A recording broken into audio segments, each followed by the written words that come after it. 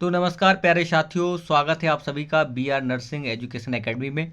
जी हाँ, आप सबके लिए यहाँ पर एक बड़ी खुशखबरी निकल के आई है। हमारे मध्य प्रदेश के, राजस्थान के, छत्तीसगढ़ के और भारत के जितने राज्य के पेंशन कर्मचारी हैं, इनके लिए एक गुड न्यूज़ निकल के आई है। क्योंकि यहाँ पर आप देख सकते हैं EPS 95 मुद्दे को लेकर राष्ट्रीय संघर्ष समिति ने अब जो है यहाँ पर बीड़ा उठा लिया है। क्योंकि अभी तक आप सभी ने देखा है कि सांसदों ने साथ दिया है, मीडिया वाले भी साथ दे रहे हैं EPS की मांगों को लेकर।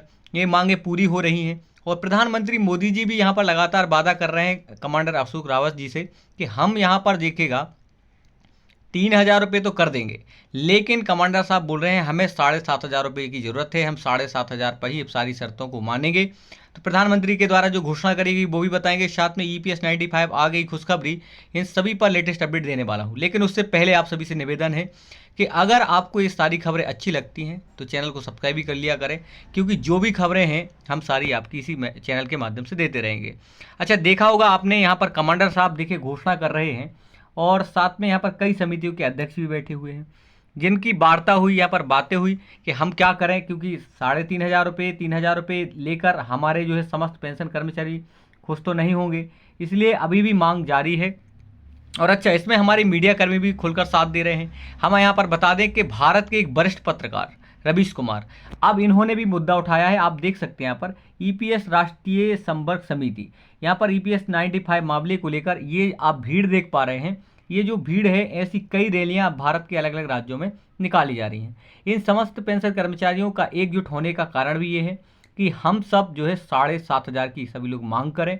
कमांडर अशोक रावत जी का बहुत बहुत धन्यवाद कि आज इन्होंने मुद्दा उठाया और आप सबको एकत्रित किया, 7,500 की मांग करी।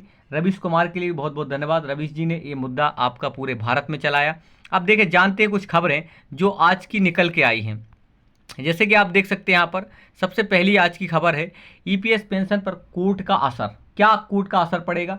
जैसे कि आप पॉजिटिव खबर ये है कि जिस तरह से हमारी रैलियां भी चल रही हैं, दिल्ली भी जा रहे हैं, कमांडर साहब की बात भी चल रही है, उसी आधार पर EPS पेंशन योजना को लेकर सुप्रीम कोर्ट में भी कई अहम याचिकाएं लंबित हैं, जिन पर सुनवाई चल रही है।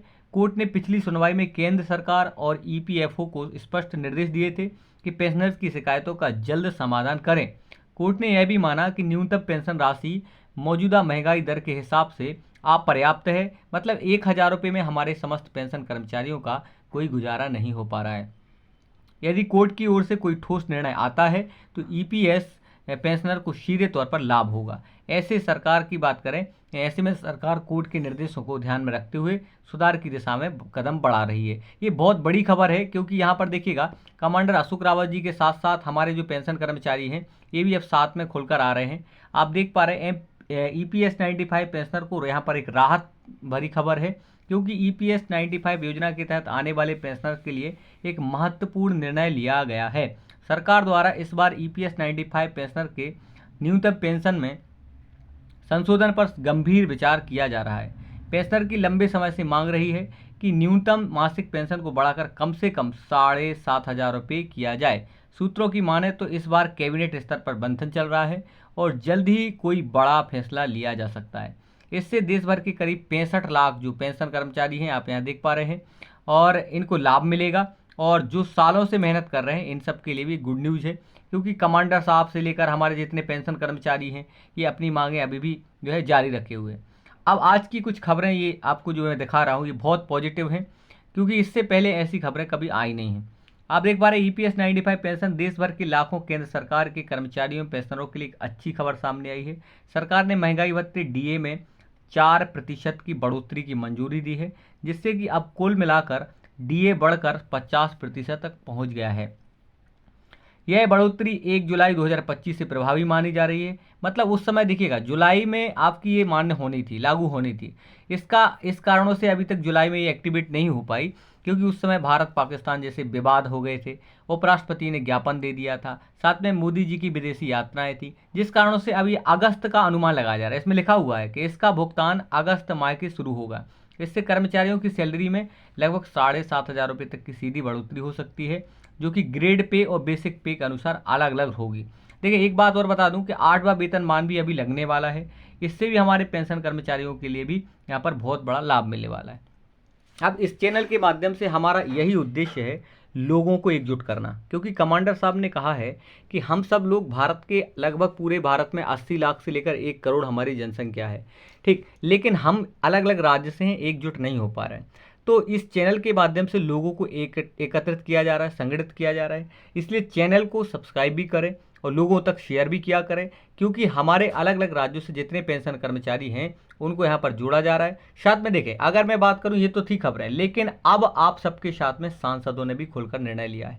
आप देख पा रहे हैं यहाँ पर ईपीएस का नारा है, पेंशन जो है हमारा है, और वी वांट जस्टिस, यहाँ पर कृपया ईपीएस पेंशन बढ़ाएं। तो ये जो खड़े हुए, ये भीड़ दिख रही है आपको, ये देश के सांसद हैं।